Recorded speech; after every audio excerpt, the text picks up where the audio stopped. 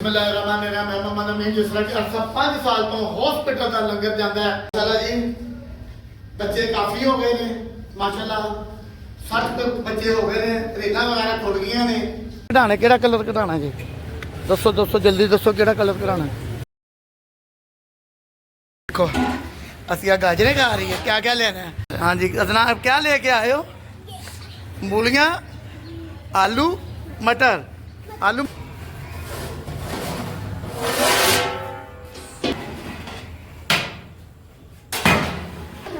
चलो चलो चलो शाबाश शाबाश दुआ किया करो जिस तरह कि अरसा 5 साल तो हॉस्पिटल का लंगर जाता है अल्लाह का शुक्र ਉਹਦੇ ਨਾਲ छोटे छोटे बच्चे पढ़ते पे ने अज इबादत की रात सी तो माशाल्लाह बच्चे ने इबादत की है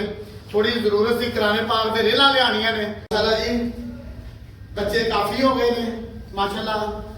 60 तक बच्चे हो गए ने रेला वगैरह खुल गई ने लंगर चल रहा अगर मेरा कोई भैन भरा माली इमदाद नहीं कर सकता कोई गल नहीं इस चैनल को लाइक सबसक्राइब शेयर करके शामिल हो जाओ कुरान पाक लियाने जान माल वगैरह लियाने मुकम्मल सामान लियाने मार्केट चलने जी अल्लाह खैर हेलमेट तो बगैर मोटरसाइकिल नहीं चलाना ठीक हो गया बैठो बच्चे चलिएगा मोटरसाइकिल पहले तो आइए फिर चलने बारे वगैरह लैन कुरान पाक लैन जो भी लियाना बाद गड्डी बहुत गंदी हुई है जी इनू पहले तो आइए माशाल्लाह जी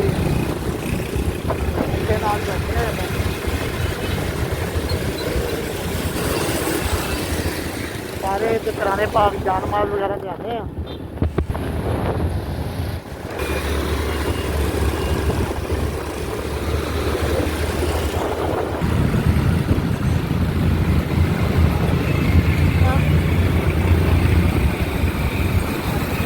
कढ़ाने केड़ा कलर कढ़ाना जी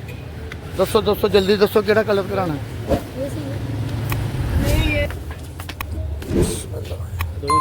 माशाल्लाह जी हसीना भी आ गई जी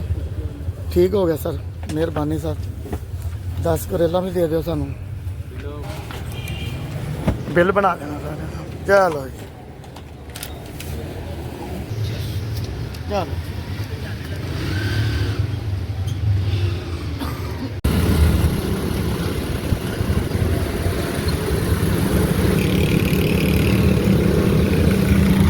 मन्ना आ गया जी मन्ना रेला खोलन लगा मन्ना रेला खोल रहा चलो जी खोलो खोलो खोलो बच्चों का टाइम हो गया जी आने वाला तो लंगर पका लिए बच्चों वास्ते अज बच्चों को मटर वाले चावल खिलाने हैं रोजे हैं आज मन्ना आज रोजे हैं आज रोजे है ना हाँ रोजे है चलो देखो असिया गाजरें खा रही है क्या क्या लेना है अदनान यार धड़ी मटर 2 किलो आलू दे दे और अदरक मना क्या करने लगे लंगर पकाने लगे हो मना इधर लंगर पकाना है हाँ लंगर पकाना है जी चलो जल्दी जल्दी करो जी हाँ जी अदना अब क्या लेके आए हो मूलियाँ आलू मटर वाले चावल पकाने हैं बच्चों के लिए है क्या पकाना आज बच्चों के लिए क्या आज क्या किया है बच्चों ने रोजे आज आप रोजे रखे हैं रोजे रखे हैं ठीक है चल आ जाओ ये क्या कर रही है ये मटर निकाल रही है मन्ना क्या कर रहा है तू मन्ना मटर निकाल रहा है देख क्या कर रहा है तू क्या कर रहा है मटर निकाल रहा है ये तो खलारा डाल रहा है तू तो ये मटर निकाल रहा है अच्छा माशाल्लाह जी बच्चों ने रोजे रखे ने पूरी रात इन्होंने इबादत की है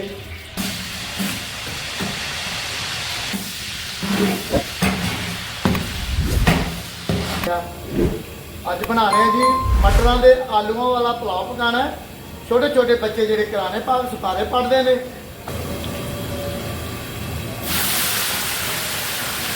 पढ़न हाँ जी फातिमा आप आ गए हो हैं मटर कटने हैं बच्चे आ गए दल्ले सुपारा पढ़न आज क्या पकाना है मटरों वाले चावल पकेंगे जी आज मटर निकाल लेंगे तो जी नमक आ गया जी मतलब से बहुत ले लो और टोकरी ले लो बेटा हरी मिर्च लाल मिर्च आधा चम्मच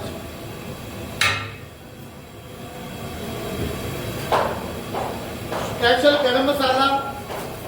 1.5 चम्मच स्पेशल मसाला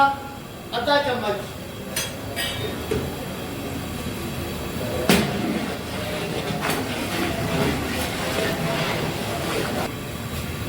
सफाई कर रही है फातिमा भी सफाई कर रही है तो अभी जाओ नीचे पढ़ना नहीं आपने जाके सिपारा अभी मटन निकालने हैं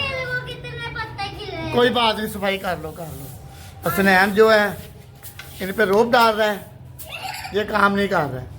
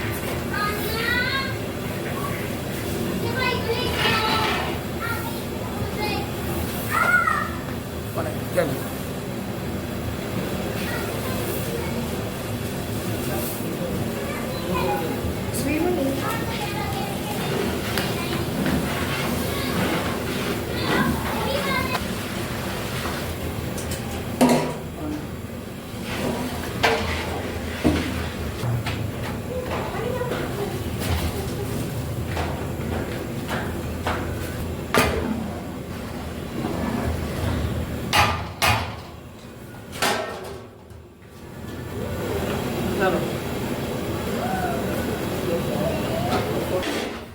दम लाने हैं जी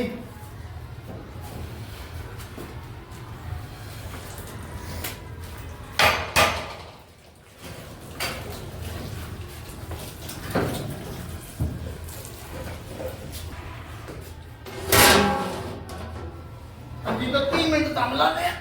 या अल्लाह खैर बिस्मिल्लाह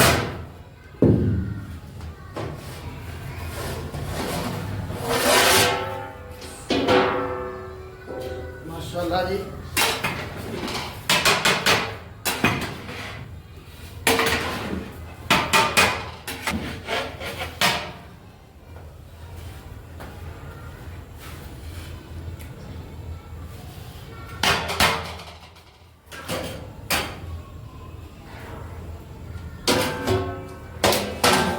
रब्बना आतिना फिद दुनिया हसना व फिल आखिरति हसना व किना अज़ाबन्नार। दरबार में रोज़ी रिज़्क़ में बरकत रहने नज़र फरमा। मौला तमाम को दुनिया और आखिरत की भलाई अता फरमा। आमीन। मौला तमाम को अपने प्यारे हबीब का सदका दुनिया और आखिरत की भलाई अता फरमा।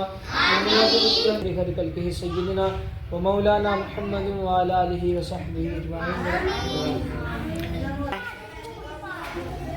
चलो भाई चलो शाबाश शाबाश शाबाश शाबाश चलो चलो रोजे का टाइम हो रहा